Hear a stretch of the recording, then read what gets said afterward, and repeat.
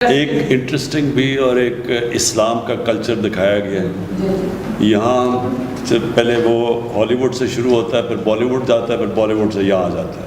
ایک third hand culture promote ہو رہا ہے. میں اس لیے چاہتا ہوں کہ کوئی پتہ تو چلے ہمارے بچوں کو، نوجوانوں کو، کہ فرق کیا ہمارے میں، کہ ہمارا بھی ایک کلچر ہے، تو اس میں بھی رومانس ہے، اس میں بھی تاریخ کا حصہ ہے، لیکن اس کے اندر اپنی اسلام کے ویلیوز دکھائے گئے ہیں.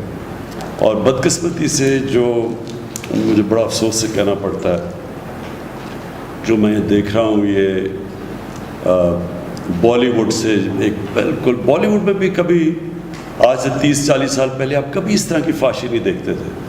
اب وہ اتنا گند آ گیا ہے. جو مغربی جو ہالی ووڈ کی جو سب سے بدترین چیزیں ہیں وہ انہوں نے اپنا لی ہیں، لیکن وہ نہیں دکھائی جو کہ ان کے معاشرے کی طاقت ہے. تو اس کا بڑا برا اثر ہمارے بچوں پہ پڑ رہا ہے، اور اس کا بڑا برا اثر اسکولوں کے پر پڑ رہا ہے. ڈرگ کلچر ڈیولپ ہو رہا ہے، ہماری سیکس کرائمز بڑھ رہی ہیں، بچوں کے خلاف کرائمز بڑھ رہی ہیں جب آپ ایک معاشرے میں اس طرح کی فحاشی پھیلاتے ہیں. تو میں یہ چاہ رہا ہوں کہ ایک مختلف کلچر دکھایا جو لوگوں کو بتائے کہ اس کے علاوہ بھی کوئی ایک طرز زندگی تھی، ایک کلچر تھا، ایک ویلیوز تھے، کیونکہ وہ یہ ڈائریکٹلی امپیکٹ کرتا ہے فیملی سسٹم کو. یاد رکھیں، معاشرے کے اندر جیسی فحاشی بڑھتی جاتی ہے، فیملی سسٹم گرتا جاتا ہے. جب میں برطانیہ میں پہلی دفعہ گیا تھا 18 سال کی عمر میں، تو ایک طلاق ہوتی تھی ہر 14 شادیوں میں. ایک طلاق ہر 14 شادیوں میں. اب جب میں پچھلے 8-10 سالوں میں ہر 10 شادیوں میں 6 یا 7 اب طلاق ہو جاتی ہیں. تو یہ ڈائریکٹ امپیکٹ ہے کہ جیسے جیسے یہ فحاشی بڑھتی گئی، وہ ڈائریکٹ پریشر پڑا فیملی سسٹم پہ. اور اسلام کا سارا کلچر ہی یہ ہے کہ وہ پروٹیکٹ کرتا تھا فیملی سسٹم. یہ جو ہمیں چیزیں بتائی ہیں ہمارے کلچر میں، یہ جو ماڈسٹی، یعنی یہ اپنے جسموں کی نمائش نہ کرنا، اس کے پیچھے ایک پورا فلسفہ ہے کہ آپ نے اپنے فیملی سسٹم پروٹیکٹ کرنا ہے. تو ہمارا انڈیا میں آپ دیکھ رہے ہیں ان کی جو مغربی ایلیٹ ہے، اس کے اندر فیملی سسٹم بھی ٹوٹتا جا رہا ہے جیسے مغرب میں.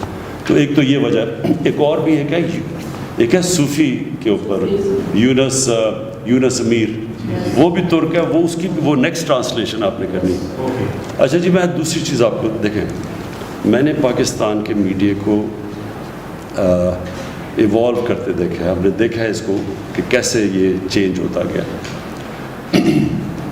پہلے ہوتا تھا صرف پی ٹی وی، اور میں ان لوگوں میں سے تھا جس نے جب جنرل مشرف کی آئی گورنمنٹ، تو ہم نے بڑا کہا کہ ان کو کہ باقی ٹی وی چینلز کو آنے دیں.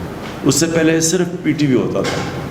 تو یہ 2002, 3, 4 میں شروع ہوئی باقی ٹی وی چینلز، اور ہم نے دیکھا کہ یہ کیسے پہلے لوگ بڑا انٹرسٹ لیتے تھے کرنٹ افیئر پروگرامز میں. بڑا کرنٹ افیئر پروگرامز ایسے نہیں شروع ہوئے ایسے کہ واقعی ایک اس میں سے لوگوں کو پتہ چلتا تھا، ڈفرینٹ موقف کی سمجھ آتی تھی.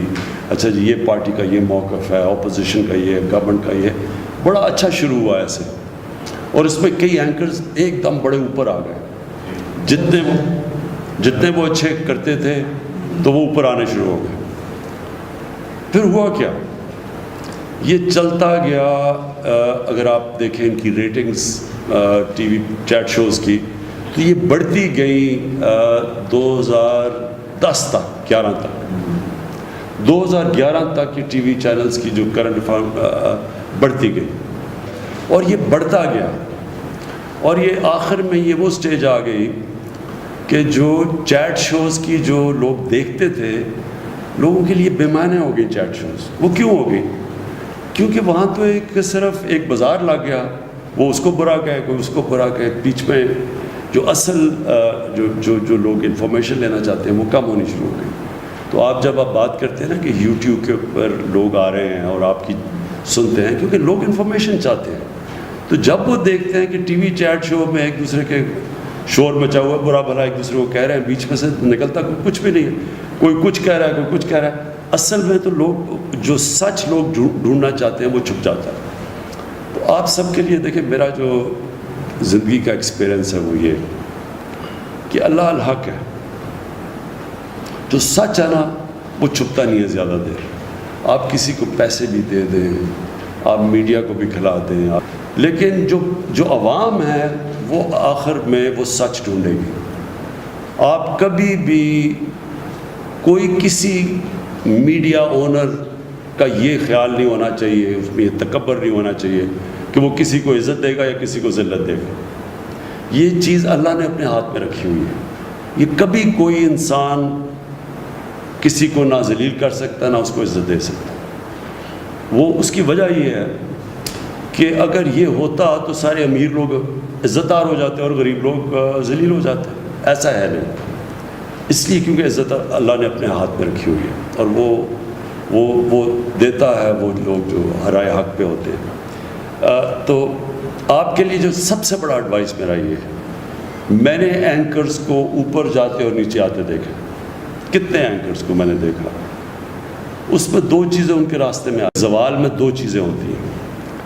ایک جو اینکر اپنی میں اور اپنی انا کو اتنا بڑا بنا دیتا ہے کہ وہ سمجھتا ہے کہ وہ اس لیے نہیں بڑا بنا کہ وہ لوگوں کے سامنے حقائق پیش کرتا ہے, وہ ایک ایسی ہیلدی ڈبیٹ کرتا ہے جس سے عوام میں زیادہ شعور پیدا ہو. وہ جو اپنی ذات کے اوپر آ جاتا ہے کہ اچھا میں فیصلہ کروں گا, یہ اوپر جائے گا یہ نیچے جائے گا. جب اینکر کے اندر یہ آ جائے یہ تکبر, آپ یہ سمجھ آئے کہ وہ اینکر اب نیچے چلا جائے گا اور آپ کے سامنے بڑے اینکر اوپر سے نیچے آئے ہیں. اور دوسری چیز, جو اینکر جب تک لوگ یہ سمجھتے ہیں کہ یہ اصل میں یہ غلطیاں بھی کرے گا لیکن یہ ہے سچا آدمی, یہ ہے قوم کے لیے بات کرے گا, یہ رائے حق پہ کھڑا ہوگا, تب تک لوگ ہمیشہ اس کو سنیں گے, اس کا گراف اوپر جائے گا. جب ان کو یہ ہو گیا نا, اور کئی ایسے اینکرز آپ نے دیکھا ہوگا, جب ان کی کریڈیبلٹی گئی کہ جی لوگوں نے کہا اچھا جی یہ جو بات کر رہا ہے اس میں تو, جب اس کی 3-4 چیزیں پروو ہو جائیں کہ یہ اس نے سچ نہیں بولا یا اس نے مس لیڈ کیا لوگوں کو, غلط تو اس کے جب کریڈیبلٹی جاتی ہے آپ یہ سمجھ آئیں کہ اینکر کا پھر گراف نیچے جانا شروع ہو جاتا ہے. تو آپ کے لیے تو بڑا امپورٹنٹ ہے یہ جو آپ کے لیے. اچھا لوگ بڑی جلدی فیصلہ کر لیتے ہیں کہ یہ ملک کے لیے کون کھڑا ہوتا ہے, کہ جو بھی ہوگا یہ چاہے گورنمنٹ اگر سچ بولے گی تو گورنمنٹ کے ساتھ ہوگا, اپوزیشن بولے گی اپوزیشن کے ساتھ ہوگا. جب لوگوں کو یہ اعتماد ہو جاتا ہے نا کہ سچ کے ساتھ کھڑا ہوگا, لوگ اس کو واچ کریں گے, وہ اوپینین میکر بن جائے گا, اس کی رائے امپورٹنٹ ہو جائے گی پبلک کے اندر, جس کو اوپینین میکر کہتے ہیں. لیکن جب لوگوں نے یہ دیکھا کہ یہ فرمائشی یا یہ کسی سے کوئی پیسہ ملا یا کچھ اس کی وجہ سے کچھ کر رہا ہے, آٹومیٹکلی وہ نیچے آ جاتا ہے. اس لیے یہ آپ کے لیے بڑا امپورٹنٹ ہے کیونکہ آپ ینگ ہیں اور یہ بڑی اچھی اپرچونٹی ہے. دیکھیں ہر دور میں اللہ اپرچونٹیز دیتا ہے. اب یہ آپ کو اپرچونٹی مل گئی یوٹیوب میں, ایک بڑا اچھا ایک لوگ اپنی اس میں کریئر بنا سکتے ہیں, اور یہ بھی چینج ہوتا ہے. اچھا اتنی تیزی سے سوشل میڈیا چینج ہو رہا ہے, اور آپ کو سب کو پتہ ہوگا کہ جو سب سے پہلے پارٹی جس نے سوشل میڈیا کو اپنایا تھا وہ تحریک انصاف تھی. اس سے پہلے کسی کو نہیں سمجھتی سوشل میڈیا کی. تو ہم سب سے پہلے یہ فیصل سب سے زیادہ ڈاکٹر الوی ہم نے اپنی یہ شروع کی, اپنے ممبرز بنائے, اور تو تب تک کسی کو پرانی پارٹیز کو سمجھ ہی نہیں تھی کہ سوشل میڈیا کتنی بڑی ایک طاقت بن کے ابھر ہے. تو اب تو یہ اور آگے چلا گیا, اور یہ پھر چینج بھی ہوتا رہتا ہے ٹائم کے ساتھ. سوشل میڈیا بھی بدلتا جاتا ہے, یہ جس طرح آپ نے کہا کہ فیس بک سے اب یہ یوٹیوب کی طرف لوگ آ رہے ہیں, اور اس طرح چینج ہوتا جائے گا. اور پھر واٹس ایپ گروپس بن گئے ہیں, اور نئی چیزیں آتی رہیں گی. تو جو ایک انسان یا معاشرہ یا ادارہ, ایک انگریزی کا ورڈ ہے to stay ahead of the curve, to stay ahead of the curve, یعنی جو بھی آگے کا دیکھ رہا ہوتا ہے وہ جو پہلے دیکھتا ہے کہ اب ادھر جا رہا ہے تو وہ ٹائم کے ساتھ آگے جاتا ہے, ٹائم سے پہلے چیزیں اسپاٹ کر لیتا ہے, وہی دنیا میں آگے جاتے ہیں. جس طرح یہ سارے سلیکن ویلی میں یہ جائنٹس بن گئے, ینگ لڑکے دیکھتے دیکھتے کہاں سے کہاں پہنچ گئے. وہ ہے وہ جو مارک زکربرگ, ینگ لڑکے. تو یہ اپرچونٹیز کبھی دنیا کی تاریخ میں پہلے نہیں تھی. یہ جو اب اپرچونٹیز آ رہی ہیں تو آپ کے لیے بڑا اچھا ٹائم ہے. لیکن میں یہ پھر سے آپ کو ایمفسائز کروں گا, لوگ دیکھ لیتے ہیں کہ عوام دیکھ لیتی ہے کہ کون رائے حق پہ ہے. آج نہیں, تھوڑی دیر کے لیے لوگ, وہ ایک ابراہیم لنکن کی سینگ ہے, بڑی اچھی سینگ ہے کہ تھوڑی دیر آپ سب کو پاگل بنا سکتے ہیں اور سارا وقت صرف آپ تھوڑے سے لوگوں کو پاگل بنا سکتے ہیں. لیکن سارا وقت کوئی بھی آج تک سارے لوگوں کو پاگل نہیں بنا سکا, کیونکہ اللہ الحق ہے. اور یہ جو کرونا ہے, یہ یاد رکھیں بہت بڑا امتحان اللہ نے ہمیں نہیں, پاکستان ہی نہیں, ساری دنیا پہ بہت بڑا امتحان دیا. اس کے اندر جو سب سے امپورٹنٹ چیز یہ ہے, ہمارے جیسے ملکوں کے لیے, ہندوستان کے لیے, بنگلہ دیش کے لیے, ساؤتھ افریقہ کے اندر ملک ہیں جدھر غربت ہے, جدھر وہاں بھی کچی آبادیاں ہیں, ادھر ایک بالکل مختلف امتحان ہے بنسبت یورپ, چائنا, امریکہ, وہاں بالکل مختلف چیلنجز ہیں. تو اس لیے اس کے اندر جو ہمارا ملک نکلے گا, یہ بڑا ضروری ہے کہ ہم ایک قوم بن کے اس امتحان میں سب ہم امتحان میں شرکت کریں. ہماری پوری کوشش ہے کہ سب جو لاک ڈاؤن کی وجہ سے بیچارہ ہمارا جو کمزور طبقہ اس وقت مشکلوں میں پڑ گیا ہے, کبھی بھی ایسی بے روزگاری نہیں تھی. اور امریکہ میں بے روزگاری کا مطلب ہی کچھ اور ہے, کیونکہ وہاں تو بے روزگار ہوتا ہے تو وہ آ جاتا ہے سوشل سیکیورٹی پہ, اس کو حکومت پیسے دینا شروع کر دیتی ہے, سب رجسٹرڈ ہے. ہمارا 75-80% جو ڈیلی جو دیہاڑی دار ہے, وہ جب بے روزگار ہوتا ہے تو اس کی تو کسی کے پاس رجسٹریشن ہے ہی نہیں, کوئی اس کا ریکارڈ ہی نہیں ہے.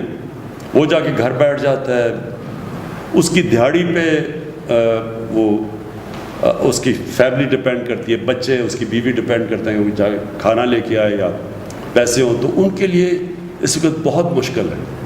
جس کی وجہ سے میں ہمیشہ سمجھتا تھا کہ ہمیں لاک ڈاؤن مختلف طریقے سے کرنا چاہیے تھا, یعنی شادیاں, کالجز, یونیورسٹیز, میچز وغیرہ جدھر لوگ جمع ہوتے ہیں وہ تو بند کر دینے چاہیے تھے. لیکن ہمیں کاروبار نہیں بند کرنا چاہیے تھا, اس میں سوچ سمجھ کے کاروبار کے اندر, مثلا دکانیں بھی ہم 1-2-3 دکانیں چھوڑ کے ان کو کھول دیتے اور پھر یعنی روٹیٹ کرتے تھے تاکہ روزگار چلتا رہتا. یہ چھاپڑی والے, ان سب کو ہمیں کرنا چاہیے تھا.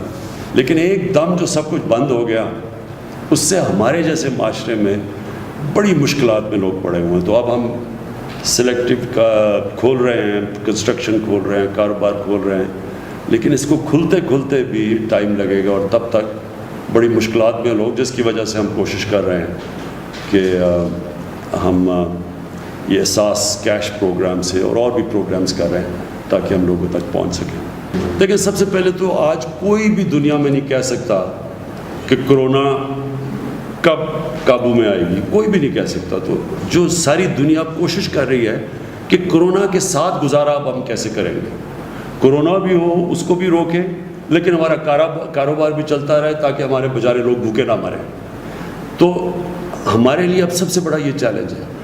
اس کے لیے ایک بڑا اچھا ایک ٹریک اینڈ ٹریس سسٹم, وہ ہم نے اب ساری ایجنسیز بیٹھی, ہماری سارے ادارے بیٹھے, ہم نے ایک سسٹم آرٹیفیشل انٹیلیجنس کے ذریعے ISI کے ساتھ مل کے نکالا ہے کہ سارے پاکستان میں ہم ٹریک کریں گے کدھر کدھر ہمارے کرونا کی کے جو افیکٹیز ہیں, جن کو انفیکشن ہے, پھر ان کو ہم ٹریک کر کے پھر ان کی پورا بنائیں گے کہ وہ کن کن سے مل رہے ہیں.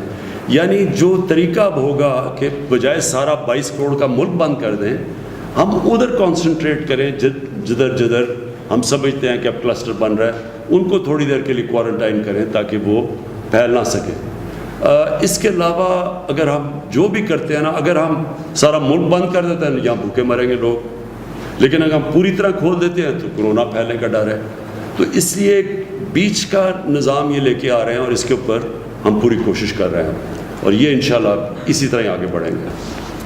جو ہر کرائسس ہوتا ہے نا, اس میں اللہ نے ایک ایسا نظام بنایا ہوا ہے کہ اس میں اگر انسان اپنا عقل استعمال کرے تو اس میں موقع بھی بڑے مل جاتے ہیں.